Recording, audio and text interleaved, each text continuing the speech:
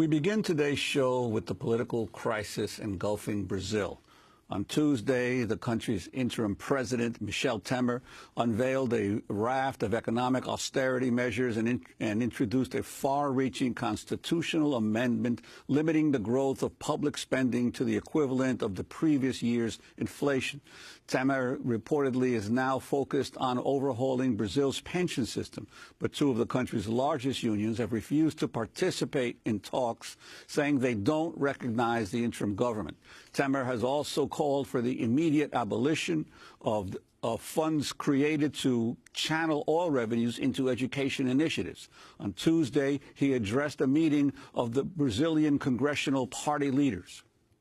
As despesas do setor público se encontram numa trajetória. Public spending is on an unsustainable path.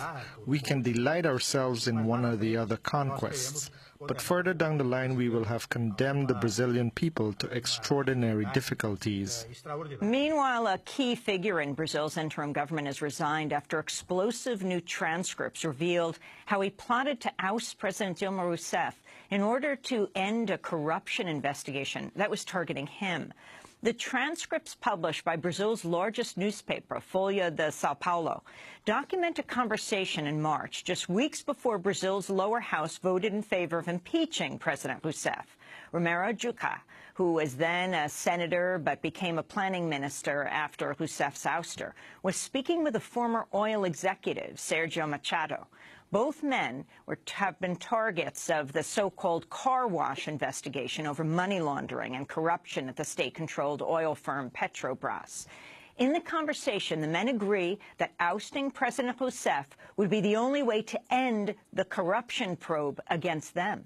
In the transcript, Jucá says, "We have to change the government so the bleeding is stopped." Machado then reportedly said the easiest solution is to put Michel in, a reference to Vice President Michel Temer, who took power once Rousseff was suspended. Writing for The Intercept, journalist Glenn Greenwald said, quote, "The transcripts provide proof for virtually every suspicion and accusation impeachment opponents have long expressed about those plotting to remove Dilma from office." On Monday, Romero Jucá said his comments were taken out of context, but announced he would temporarily step down as the planning minister. Well, for more, we're going to Berkeley, California, where we're joined by Maria Luisa Mendonça. She's the director of Brazil's Network for Social Justice and Human Rights. She's also a professor in the International Relations Department at the University of Rio de Janeiro. Her recent piece for The Progressive is called "Brazil's Parliamentary Vote is a Coup." Maria Luisa Mendonça, welcome to Democracy Now! Can you explain what's happening and the significance of these audio tapes? Yes, they actually see and prove very clearly something we have been saying from the beginning, that this is a coup because there is no reason, no legal basis for the impeachment of President Dilma. That the main reason to do this was to actually stop investigations of corruption. And it was clear from the beginning because the interim president, Michel Temer, appointed 7 ministers that are now facing charges of corruption. And also one of the first things he did was to eliminate the Controladoria Geral da União, which is a state agency that controls contracts between the government and private businesses. So it was clear that there was a way to stop investigations of corruption. And then the second main reason was to implement austerity measures and a right-wing agenda that has been rejected by Brazilian society since 2002. So the right-wing forces have not been able to win elections. The only way for them to take power was by orchestrating the coup. And could you talk as well about his elimination of all these other ministers that deal with social issues within the government? Yes, exactly. Just a few hours after taking power, he eliminated the ministers of women, of agricultural development, of human rights and racial equality, of culture, of communications. So it was a huge structural change with very serious consequences. And for instance, the Minister of Culture is an institution that promotes Brazilian culture all over the world. So you cannot justify that by any argument, even economics. It doesn't make any sense. Since then, there have been huge demonstrations. Just over the weekend, this past weekend, several office buildings have been occupied by artists, at least in 20 states. The offices of the Minister of Culture are now occupied, and we have seen huge concerts with demonstrations against Michel Temer. Even in stadiums, in soccer stadiums, we're seeing demonstrations all over the country. So it's very clear that this agenda will be rejected.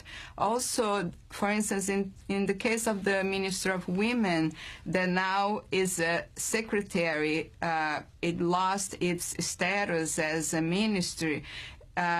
Michel Temer invited 5 women, academics and artists that rejected the invitation.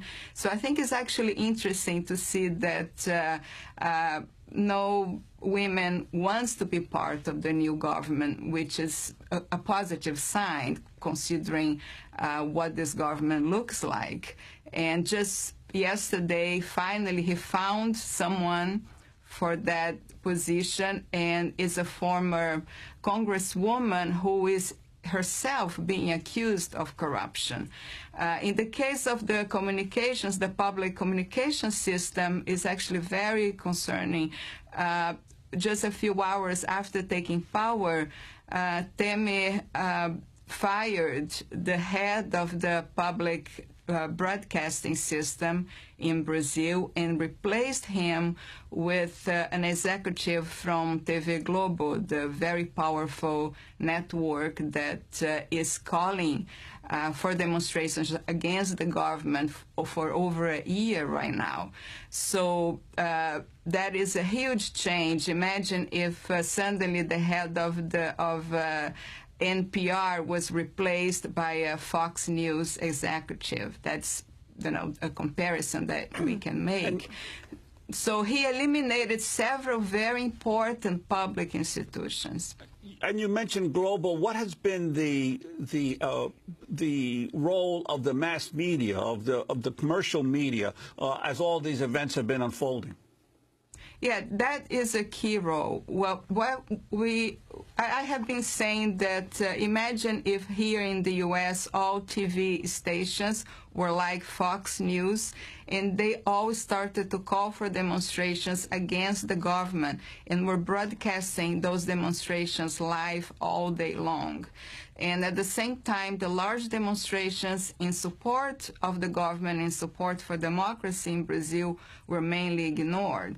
So I think it's very important for people to understand that this was created, this idea of that the main problem in Brazil was corruption, was pretty much created by corporate media, and now it's very clear that with the recent release of this transcripts, that the main goal was to actually stop the investigations of corruption and to implement an agenda, a neoliberal agenda that not only cut important social programs, but changes legislation, as you were mentioning in the beginning of the show. For instance, in the case of the spending, governmental spending for education, right after the end of the military dictatorship in Brazil, the new constitution determines that in local and state administrations, 25% of the budget is the minimum that has to be applied, invested on education, and the same as in the federal level, that is a minimum of 18%. And Michel Temer now is proposing to change legislation so the state is not obligated to spend a minimum on education, which will have a huge impact. This is not going to improve the economy. This will create more economic inequality and more instability. Last week, The Intercept's Glenn Greenwald spoke to former President Dilma Rousseff. She expressed some concerns about the situation unfolding in Brazil. Não diria. Why wouldn't I say that it's the end of democracy? Because today, institutions can be disrupted, but they're stronger than you think. I'm apprehensive now because what happens under an illegitimate government? An illegitimate government tries to dress itself in the veil of pseudo-order. It bans protests and freedom of expression, and above all, shows an enormous willingness to cut social programs. So that is, well, the president, the Democratic-elected president of Brazil, Dilma Rousseff, who's just been ousted, replaced by the vice president, Michel Temer. Maria Luisa Mendonça, go more into who Romero Jucá is, who was then a senator but became a planning minister after Rousseff's ouster, the one who, on these tapes, is speaking to the former oil executive, Sergio Machado, and they're talking about ending the corruption investigations against them. Yes, he's been a key player in this conspiracy against President Dilma Rousseff, and that's very clear now by the transcripts. And he's a very powerful member of PMDB, which is the political party of Michel Temer, and he's been in politics forever, and he's been charged of corruption. In his history, we had also very horrible stories. In the 80s, he was the head of FUNAI, which is the infrastructure in Brazil that is the foundation for indigenous people in Brazil. And at that time, he allowed mining companies to enter the Yanomami indigenous communities in the Amazon, and that created huge disasters for those communities. Hundreds of indigenous people were killed in conflicts, and also because of diseases from mining exploitation in their territories. So he has a history of corruption and being a very conservative politician.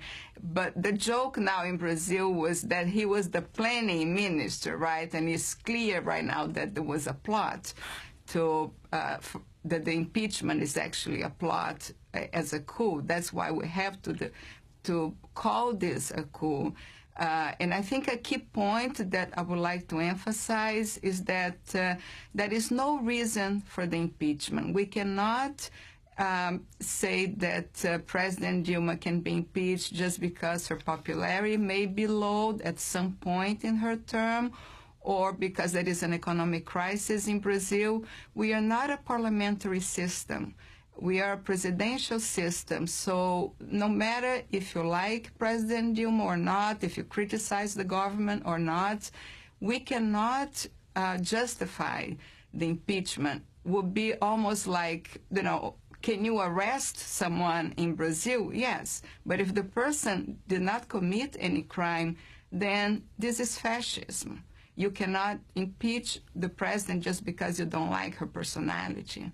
And let me ask you, in terms of the strategy of the Workers' Party at this point with these extraordinary developments, what is Dilma Rousseff planning to do now as she's facing this impeachment? What about the role of the former president, Lula da Silva? Well, the main strategy now is to oppose this government, this interim government, to say that this is not a legitimate government. And the Workers' Party Congress members have been saying that very clearly, the senators, the Congress members in the lower house. And but what we have been seeing in the last few days is huge demonstrations against the government. I think this would increase the opposition from society, from Brazilian society will increase, from the part of the academic community, artists, and then the people in general. We have been seeing very large demonstrations against Michel Temer, including a demonstration by his house. The movement of homeless people in the state of São Paulo just had a large demonstration in front of Michel Temer's house, and he's being called a golpista. So we have been seeing those types of things, including the new foreign minister, José Serra, who was just in Argentina and was received with protest in Argentina as well. So I think the international community, we need to pay attention, and we will need solidarity from U.S. organizations to call on the Obama administration to support President Dilma Rousseff in the process that elected and re-elected her just over a year ago. Very quickly, we have 30 seconds. What has been the Obama administration's response to what so many are calling a coup in Brazil? At the beginning, it was not issuing any very strong statements, but recently it's basically confirming that it would support the interim president, Michel Temer, which is not a very good sign. We hope that the Obama administration doesn't do the same thing as we saw in Honduras. So we hope that they don't make the same mistake, because this will be a very dangerous precedent that can bring instability to the whole region. We want to thank you for being with us, Maria Luisa Mendonça, Director of Brazil's Network for Social Justice and Human Rights, also a professor in the International Relations Department at the University of Rio de Janeiro. We're linked to your piece in The Progressive called "Brazil's Parliamentary Vote is a Coup."